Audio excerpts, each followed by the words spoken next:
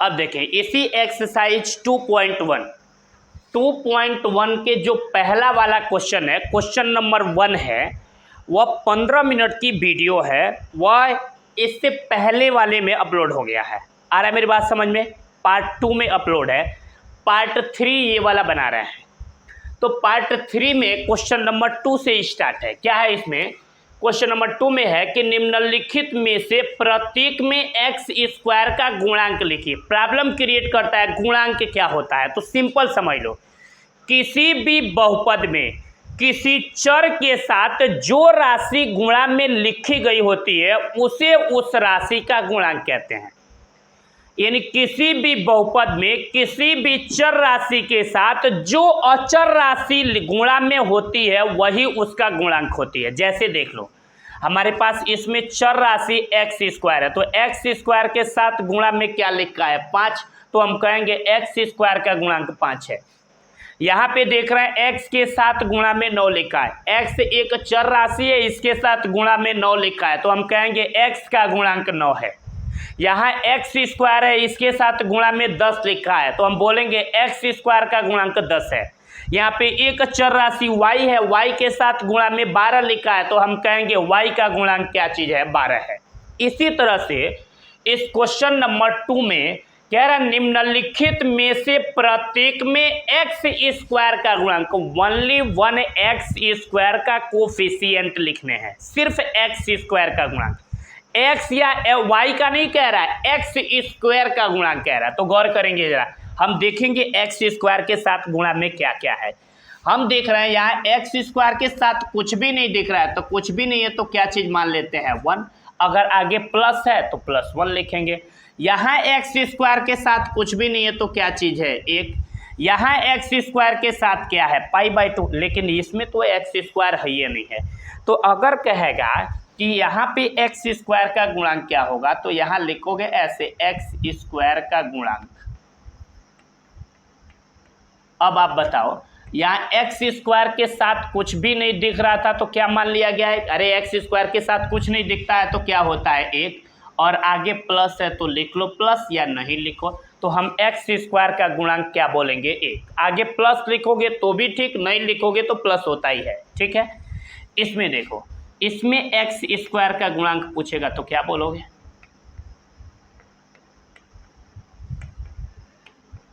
X square का गुणांक देखो, यहाँ एक्स स्क्वायर के साथ क्या लिखा है?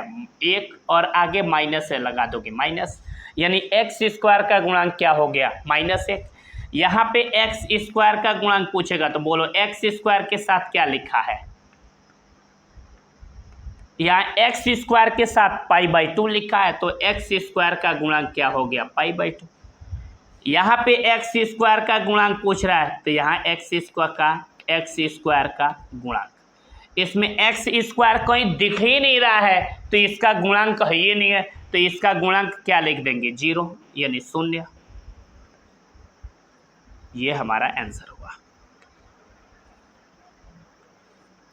बोलो ये क्लियर समझ में आया हो तो कमेंट में आप लिख के बताएं कि अच्छी तरह आपको समझ में आया है। इससे हमारे अंदर भी एनर्जी डेवलप होगी कि मैंने जो चीज़ें पढ़ाया वो बच्चों को अच्छी तरह से समझ में आया। क्लियर है? ताकि मेरा भी कॉन्फिडेंस ज़्यादा बढ़ता जाएगा कि कम से कम बच्चे मेरे सपोर्ट में पढ़ रहे हैं, उन्हें समझ में आ रहा है, तो हमारे अंदर भी एनर्जी इंक्रीज होगी कि हम और अच्छे से अच्छे वीडियो बनाएं कि बच्चों को क्लियर समझ में आए। ओके, क्वेश्चन नंबर 3 की बात करेंगे अब। इसमें देख लो, क्वेश्चन नंबर 3 में कह रहा है कि 35 घात का द्विपद, मैंने बोला है कि इसके पहले वाला वीडियो देखना पड़ेगा, पार्ट 1।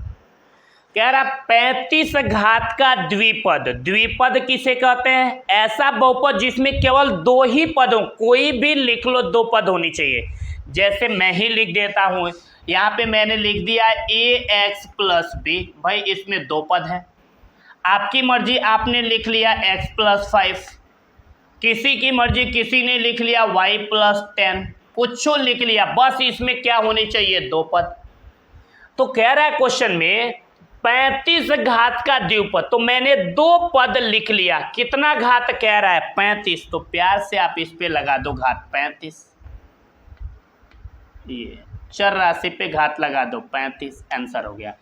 ये भी सही है, ये भी सही है, ये भी सही है, आप जो चाहो लिख लो। कह रहा 35 घात का द्विपद, यानी कोई भी दो पद वाला राशि लिख लो, दो पद वाला बीजीय व्यंजक लिख लो और उस पर 35 घात लगा दो, आंसर हो जाएगा। क्लियर हो गया। अब आगे कह रहा है ये भी आंसर सही है, ये भी सही है, ये भी सही है, जो मर्जी आप लिख सकते हो। कह रहा है 100 घात का एक पद। अब कह रहा है एक ही पद लिखिए, मान लो मैंने सिर्फ लिख दिया x, एक पद हो गया ना, इस पे कितना घात कह रहा है 100, लगा दो 100, ये हमारा आंसर हो गया। बस कोनो एगो पद लिख देना है और उस पे कितना घात लगा देना है, 100, आंसर हो जाएगा। क्लियर हो गया। अब देखो क्वेश्चन नंबर 4, 3 खत्म। 4 में क्या कह रहा है, कह रहा है निम्नलिखित बहुपदों में से प्रत्येक बहुपद की घात बताइए। क्या बताने को कह रहा है भाई, घात। कह रहा है निम्नलिखित बहुपदों में से प्रत्येक बहुपद की घात बताइए। अब प्रॉब्लम क्रिएट होता है कि बहुपद की घात कैसे करेंगे भाई, ये बहुपद है, इसमें देख लो यहाँ पे कुछ भी घात, यहाँ पे देखो इस पे कुछ भी घात नहीं है तो 1 है, यहाँ पे 2 है, यहाँ 3 है, यहाँ पे मान लो ये अचर राशि है, इस पे घात 0 है, यहाँ t पे कितना घात है 1 है, यहाँ पे कितना घात है 0। भाई इस पे 1 2 3, तो इसमें से कौन सा घात लिखें, इस बहुपद का घात कौन वाला होगा, 1 होगा कि 2 होगा कि 3 होगा। भाई 3 को घात दिया है और कह रहा है इस बहुपद का घात बताइए, तो हम कौन लिखेंगे, 1 लिखेंगे कि 2 लिखेंगे कि 3 लिखेंगे। तो याद रखो बहुपद की घात क्या होती है, हम देखेंगे उस बहुपद में जो सबसे बड़ी वाली घात होती है ना, वही उस बहुपद की घात कहलाती है। जैसे यहाँ पे देख रहे हैं 1 2 3, इसकी घात 3 है, इसकी 2 है, इसकी 1 है। अब देखो सबसे बड़ा घात क्या, अब ये साइड वाला गुणांक मत देखने लगना है, ऊपर वाला पावर देखना है। हम देखेंगे इससे भी सबसे बड़ा घात क्या है, देख रहे हैं सबसे बड़ा घात 3 है, तो इस बहुपद की घात बराबर हम क्या लिख देंगे, 3, आंसर हो गया। बोलो क्लियर हो गया। अब हम यह देखेंगे कि ये इस बहुपद पे, इस पे 0 घात है, इस पे 2 है, सबसे बड़ा क्या है 0 है कि 2 है, तो हम देखेंगे 2 है, तो सिंपल ऐसे इस बहुपद की घात बराबर हम क्या लिख देंगे 2। इस पे देख रहे हैं, इस पे तो दिख रहा है, इस पे कुछ भी घात नहीं है तो क्या होता है 0। अरे मेरी बात समझ में, अंडर रूट हटा, सपोज करो यहाँ 7 रहता तो 0 घात होता, अंडर रूट हटाएंगे तो 7 पे पावर 1/2 आएगा, तो 1 बड़ा है कि 1/2 बड़ा है, तो हम देखेंगे 1 बड़ा है, 1/2 से बड़ा है 1, तो इस बहुपद की घात बराबर हम क्या लिख देंगे 1। इस पे देखो 0, अचर राशि पे घात 0 होती है, सिंपल लिख देंगे घात बराबर 0। ये हमारा आंसर हुआ। इतनी आसान ये चीज़ें हैं। बहुपद की घात पूछेगा तो देखेंगे उस बहुपद में सबसे बड़ा घात क्या है, बस उसी को लिख देंगे, वही उस बहुपद की क्या कहलाएगी, घात। ठीक है। अब मैं क्वेश्चन नंबर 5 की बात कर रहा हूँ, एनसीईआरटी के ये लास्ट क्वेश्चन शायद होंगे।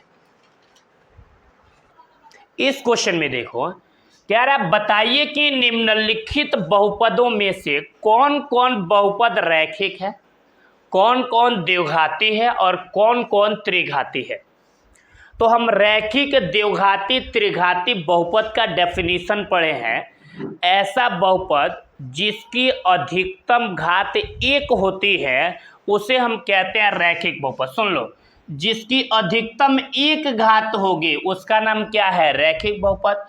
जिस बहुपद में अधिकतम 2 घात होगा उसका नाम क्या होगा, द्विघात बहुपद।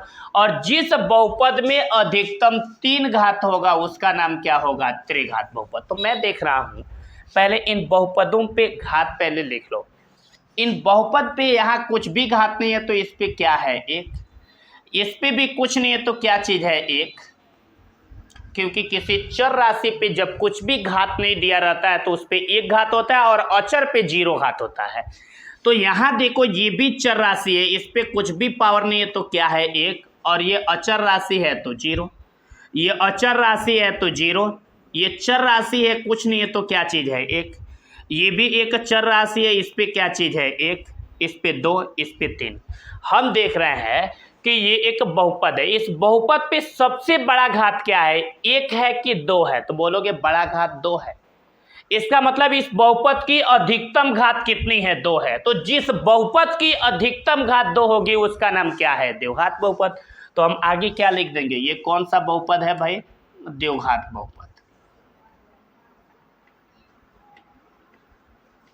ओके, हम देख रहे हैं इस बहुपद पे सबसे बड़ा घात क्या है? 3, यानी इस बहुपद की अधिकतम घात 3। तो जिसकी अधिकतम घात 3 हो उसका नाम क्या है? त्रिघात बहुपद।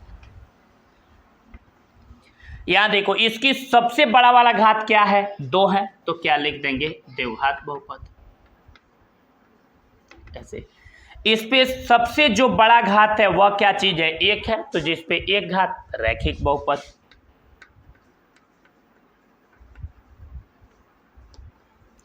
इस पे देखो, इस पे भी कितना घात है? अधिकतम 1। तो ये भी क्या चीज है? रैखिक बहुपद। इस पे देखो अधिकतम कितनी घात है? 2। तो नीचे क्या लिख देंगे? द्विघात बहुपद। इस पे कितना घात है? 3। तो क्या लिख देंगे? त्रिघात बहुपद। क्लियर हो गया?